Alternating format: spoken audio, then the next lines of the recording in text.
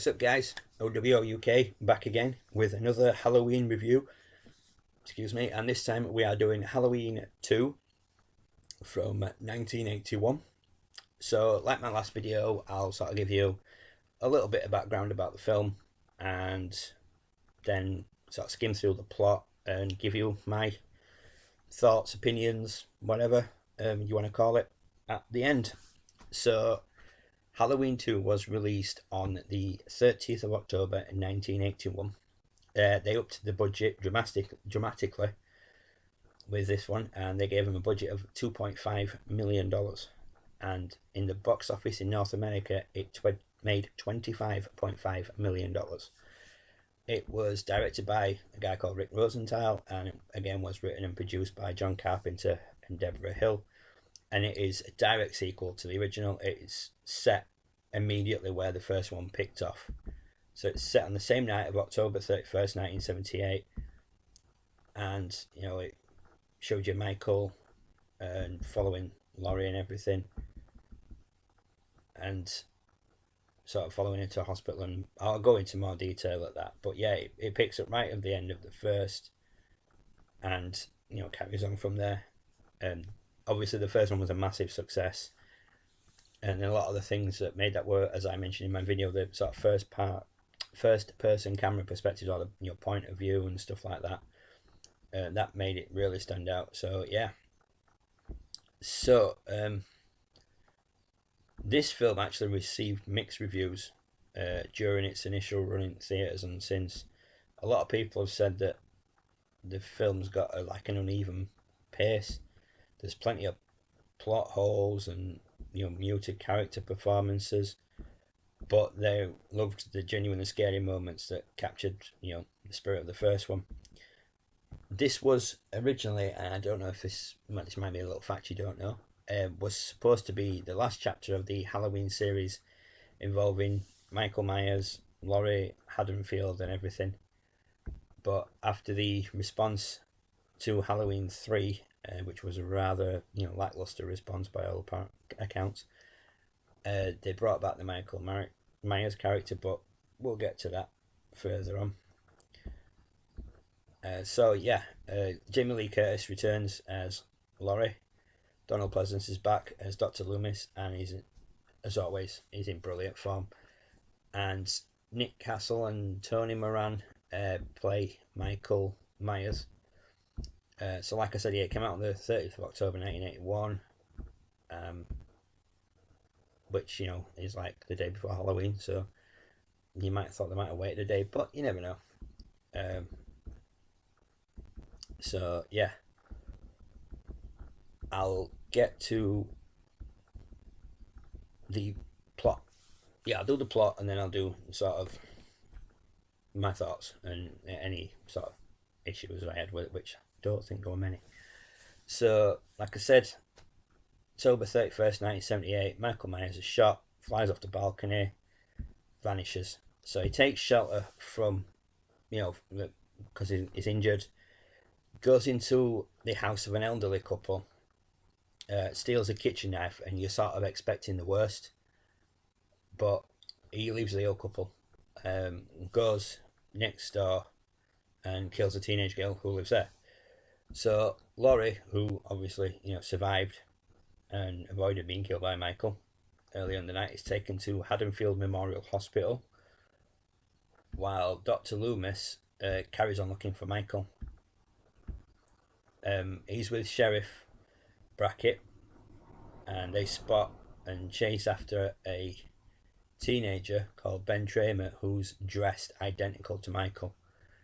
So they get him to stop, and they get out of the car, and Loomis is pointing his gun at him, and he's about to shoot him, but the sheriff stops him. And then this police car just comes out of nowhere, hits the kid, and just kills him outright. So while all this is going on, Sheriff Brackett gets the news that his daughter Annie is dead. So he automatically blames Loomis, you know, tells him it's his fault, goes home to tell his wife, and leaves his deputy, Gary Hunt, in charge to help Loomis. Cut to the hospital. Paramedic.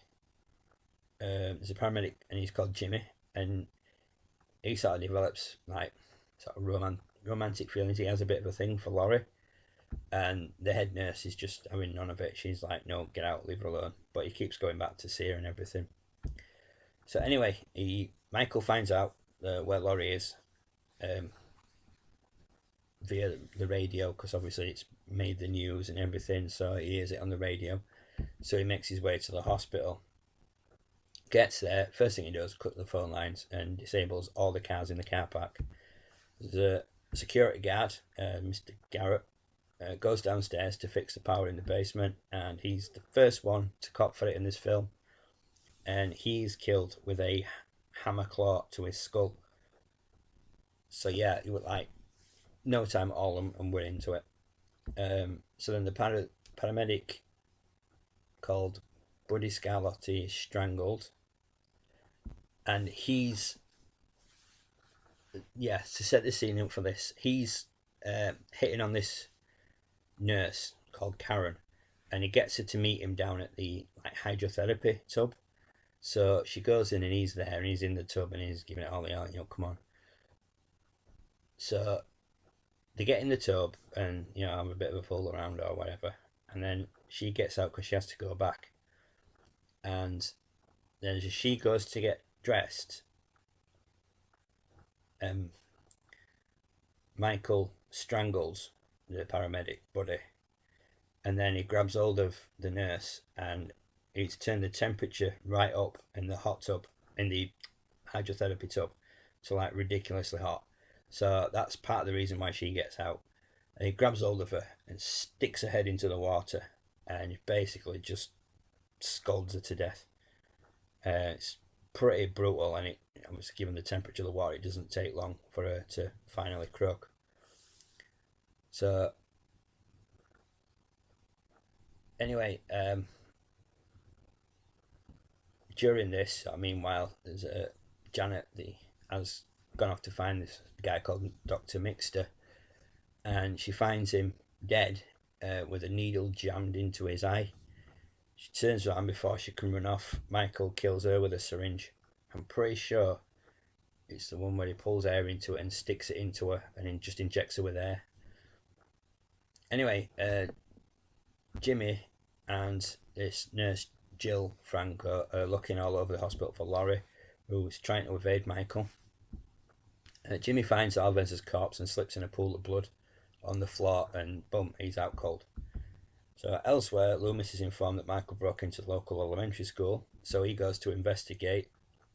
And as he's doing this, his colleague Marion Chambers and US Marshal Terence Gummel come to escort Loomis back to Smith's Grove on the governor's orders. So they get him in the car, and along the way, Marion tells Loomis that Laurie is Michael's sister, but the information was kept secret for her safety. So basically what it was, he killed his older sister, he got locked up, his parents had another baby, which was Laurie, they died or whatever, and she was adopted and renamed Strode.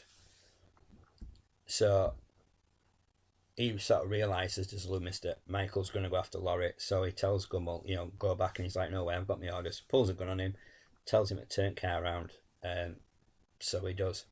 They head back to Haddonfield, and then just after meanwhile in the hospital, they find Laurie, and then Jill is killed by Michael, who's now wielding a scalpel. He then chases Laurie through the hospital. She escapes into the parking lot and hides in Jimmy's car. Jimmy gains consciousness, comes out the hospital, and gets into his car to set off to seek help, but then he just passes out on the steering wheel because of his injuries, but he falls on the horn. So obviously the horn makes the noise, Michael knows where they are. So Loomis, Marion and Gummel get into the hospital just in time to save Laurie. Loomis shoots Michael 5 more times, so bear in mind from the first one and this one, that's 11 times the dude's been shot. So Marion attempts to contact police. Michael kills Gummel. I can't remember how. Chases Loomis and Laurie into an operating room. And then Michael stabs Loomis in the stomach, wounding him, but Laurie shoots Michael in the eyes, blinding him. And then basically you just see blood come down the mask. And there is actually a replica you can buy of that mask with the blood down the thing, down the face of it. So, meanwhile, Loomis and Laurie, because Michael's blinded now, obviously, fill the room with ether and oxygen gas. And as they're turning the bottles on, Michael's going to the noise, and so they use the noise to distract him. Laurie makes a run for it. Loomis tells her to run and sacrifices himself by igniting the gas. Blows up the operating room, and there's him and Michael inside, both of them covered in fire. Anyway, Michael, absolutely just on fire, stumbles out of the room before he drops down dead. Early next morning, Laurie's put in an ambulance and driven to safety, and she's got visions of Michael's burning body in her mind. So that's pretty much it. That's the end of Halloween 2. Now to my opinions, thoughts, whatever you want to call it. But there is something I forgot to mention in my Halloween video, the original one. And when Laurie thinks she's killed Michael, he sort of sits up, bolt upright.